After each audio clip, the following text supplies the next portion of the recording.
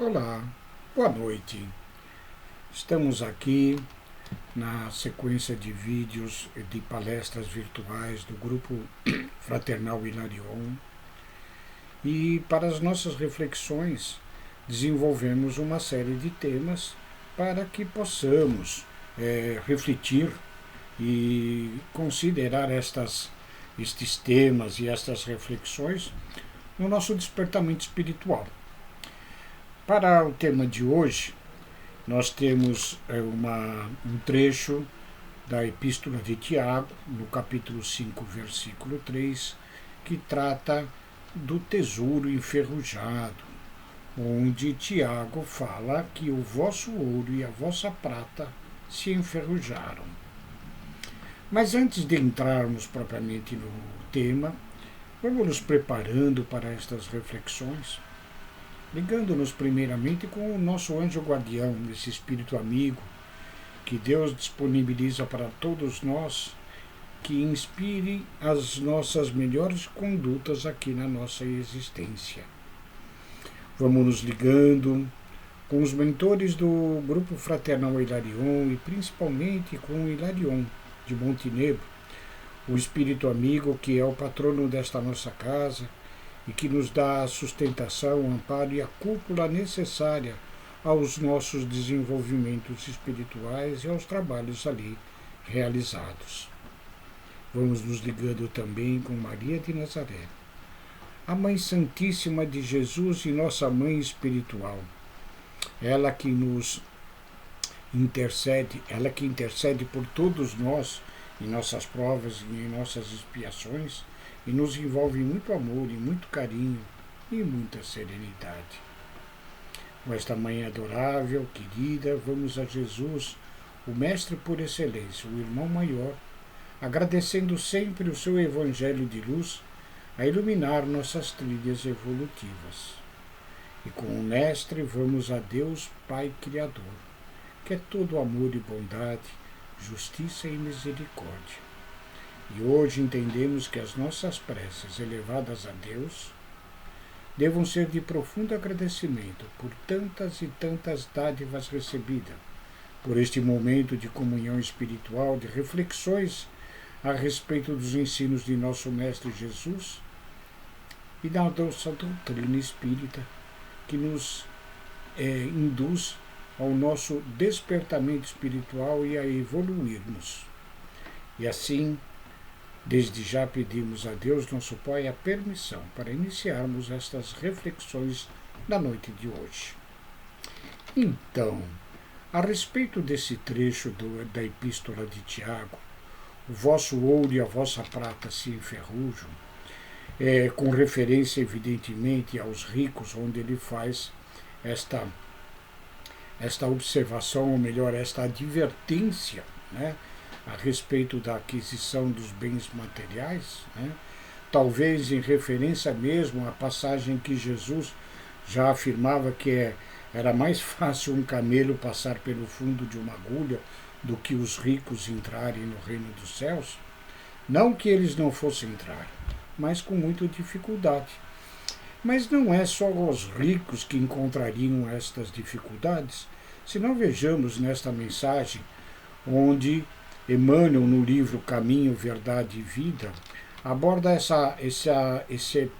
este versículo da Epístola de Tiago, né?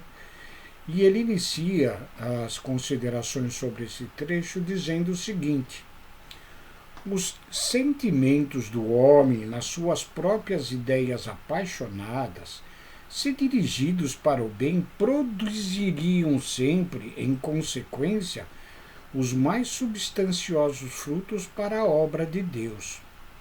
Em quase toda parte, porém, desenvolvem-se ao contrário, impedindo a concretização dos propósitos divinos com respeito à redenção das criaturas. Vejo que aqui Emmanuel, ele abrange a ideia, ou ele amplia a ideia, mas para todos nós, de que se os nossos sentimentos, né, fossem aplicados na prática universal do bem, da fraternidade, do amor ao próximo, como Jesus sempre nos ensinou e nos aconselhou, né? Nós estaríamos contribuindo enormemente com os planos divinos da criação no que diz respeito à própria redenção de todos nós. Esta redenção, evidentemente, nós traduzimos pelo nosso processo de evolução espiritual, pois só com a nossa evolução é que nós estaremos redimindo os nossos erros no processo de evolução de outras existências, né? E nos aperfeiçoando nos nossos sentimentos. Nós sabemos que desde a nossa criação como espíritos individualizados do princípio inteligente criado por Deus, criados nós, criaturas de Deus, né? No princípio nós tínhamos apenas instinto, aquela inteligência muito rudimentar, mas perfectível na sua indução aos caminhos mais corretos que devíamos seguir. Depois desse instinto que fazia com que estivéssemos mais ligados ainda ao instinto animal, passamos a ter sensações como seres humanos.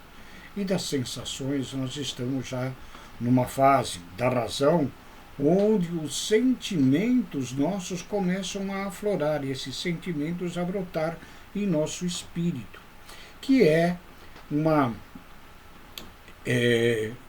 momento que antecede a nossa próxima etapa evolutiva, saindo de homens racionais para homens angelicais, a nossa próxima fase da evolução, como seres humanos, saindo tão somente da razão, mas partindo para o aprimoramento dos sentimentos. Mas como nos alerta aqui Emmanuel, né, se nós usássemos esses sentimentos que temos hoje em prol da prática do bem comum, do bem fraternal, nós estaríamos de fato no processo evolutivo e auxiliando a própria consecução dos planos divinos aqui na Terra. Mas sabemos que muito longe disso, nossos sentimentos ainda se transviaram dos caminhos corretos, dos caminhos divinos, né? Fazendo com que nossos sentimentos se apegam muito mais ainda à matéria do que ao espírito. Nós temos na doutrina espírita os alertas constantes de que a matéria evidentemente, faz parte do nosso processo evolutivo, e de nós utilizarmos todos os recursos materiais para a nossa própria evolução. Uma coisa é nós termos a matéria para o nosso uso e usufruto, mas normalmente nós temos que a matéria tem-nos a nós para a utilização dela. Ou seja, nós estamos muitas das vezes escravizados à matéria. E no alerta de Tiago, esta matéria, aqui representada pelo ouro e pela prata, se enferrujam, se perdem, né? Então Jesus já nos alertava também em outro trecho, em outra passagem, que nós colocássemos o nosso coração aonde os ladrões não roubam, onde as traças não corroem, onde o ouro não enferruja. O nosso coração tem que estar nos sentimentos mais aprimorados, onde nós deveríamos estar elaborando o nosso cuidado com o nosso aspecto mais espiritual. Através da matéria, nós nos desenvolvendo, mas é através do espírito que nós evoluiremos, né? Como fazer para entendermos esta utilização destes sentimentos em prol do nosso próprio benefício e contribuindo, como diz aqui Emmanuel, né, com os planos divinos da criação? Há uma pequena historieta que retrata bem essa questão, né, de que havia em determinada casa espírita, outrora, um expositor com muito conhecimento da doutrina espírita e do próprio Evangelho, né? Ele fazia palestras primorosas, fazia palestras muito significativas, com argumentações perfeitas a respeito de tudo aquilo que nós temos que praticar, né? Dava aulas também nesta casa espírita, né? E estas palestras e aulas eram acompanhadas regularmente, semanalmente, por um senhor que se sentava logo ali à primeira fila, né? Como que se embevecido pelas palavras desse orador, desse expositor, né, da doutrina e do Evangelho de Jesus, né? E o tempo transcorre para todos nós e passo a passo, né, vamos envelhecendo e chega em dado momento aquele senhor que acompanhava este palestrante, né, vem ao desencarne. A casa presta-lhe as devidas homenagens como frequentador assíduo, né? O orador presta-lhe uma vibração no momento da sua passagem para que ele fosse bem recebido no plano dos espíritos. Pois bem, depois que isso se dá, o nosso conhecido palestrante, ele continua as suas atividades dentro daquela sua casa espírita. E em dado momento, como sucede a todos nós, né, ele também chega no momento da sua passagem, do seu desencarne. E até pelos seus próprios méritos de palestrante, de divulgador da doutrina espírita do Evangelho, né, é recebido em colônia espiritual que lhe acolhe com muito carinho, com muito afeto, né? E ele, em dado momento de lá estando nesta colônia, já depois de algum tempo, né, ele é convidado a ir fazer uma visita a um plano espiritual mais elevado, onde ele poderia ter um tabulamento de conhecimentos um pouco mais aperfeiçoados, né? Quiçá utilizasse esses conhecimentos numa próxima encarnação. E quando ele chega numa certa caravana a estes planos mais elevados, ele fica vislumbrado com a claridade espiritual que lá tem, né? E quem vem receber este nosso orador é exatamente aquele senhorzinho que ficava semanalmente, religiosamente, acompanhando as palestras e as aulas desse nosso orador, né? O orador sendo recebido com tanto carinho por aquele senhor, né? Mas ao mesmo tempo ele fica como que um pouco constrangido, né? E ele ali pensando, né, como que ele, tão estudioso da doutrina, do Evangelho, né, ministrando as palestras, ministrando as aulas a respeito do Evangelho, dos aprendizes do Evangelho e da própria doutrina espírita, né, ele se encontrava ainda numa colônia mais inferior, e aquele senhor que o ouvia e o acompanhava, né, simplesmente ali assistindo às suas palestras, né, como ele já se encontrava naquela situação mais adiantada, né? É claro que a gente sabe que os espíritas não têm ciúmes e não têm assim melindres, né?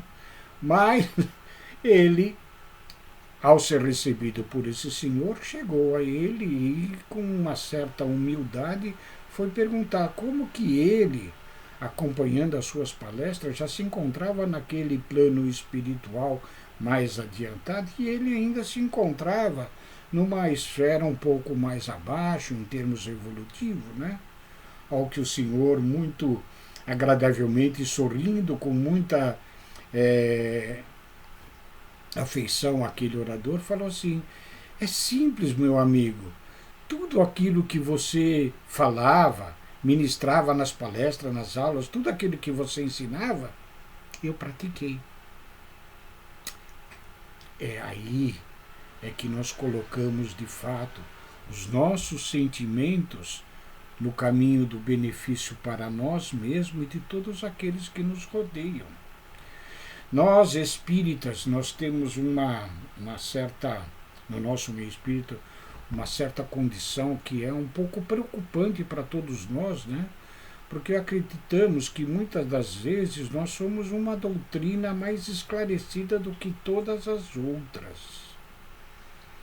Mas a grande diferença no plano dos espíritos não é saber, não é ter a revelação em si, é praticar o amor. Esta é a grande realidade. Por isso que a advertência do nosso Mestre Jesus quanto às nossas tendências a nos materializarmos, né? E a advertência de Tiago na sua epístola, né? Dizendo que os nossos bens materiais enferrujam e depois não servem para mais nada. É exatamente nesse sentido de que não basta a gente saber, mas sim praticar. Fazer com que as coisas aconteçam através dos nossos sentimentos amorosos, afetuosos, né? Então, nas nossas reflexões a respeito desse tema, de que os bens materiais são úteis, sim, é importante para nós, mas nós não podemos nos ater a eles, escravizando-nos a estes bens materiais, né? A ponto de esquecermos ou de relegarmos a um segundo plano o nosso lado espiritual, que é o lado real da nossa existência eterna, ou melhor dizendo, imortal. É importante que nós saibamos distinguir os usufrutos dos bens materiais da nossa realidade espiritual, de sermos espíritos imortais. E que a nossa vivência futura vai se dar de fato, e muito mais acentuada, é no plano dos espíritos. Então, o cuidado que devemos ter para com o nosso lado espiritual é o que deve nortear as nossas ações aqui na Terra. E como que a gente faz esse norteamento? É como esse Senhor falou, é praticando tudo aquilo que o Mestre Jesus nos ensinou. Ele teve conhecimento, através daquele orador, de todo o Evangelho do Mestre, da doutrina espírita, que ajuda a nos esclarecer e nos consola. Então, não basta sabermos do Evangelho, não basta sabermos da doutrina. É importante que pratiquemos, que os nossos sentimentos sejam colocados afora, no amor ao próximo, no amor fraternal, no perdão incondicional, na humildade de sabermos pedir perdão também, porque já falhamos bastante em outras existências e quiçá nesta igualmente, né? Então ficam estas nossas reflexões para este tema de hoje, né? E que não enferrujemo-nos, que adotemos os nossos sentimentos fraternos de uns para com os outros, como o nosso Mestre Jesus nos ensinou. Fiquem com Deus, muito obrigado e até uma próxima ocasião.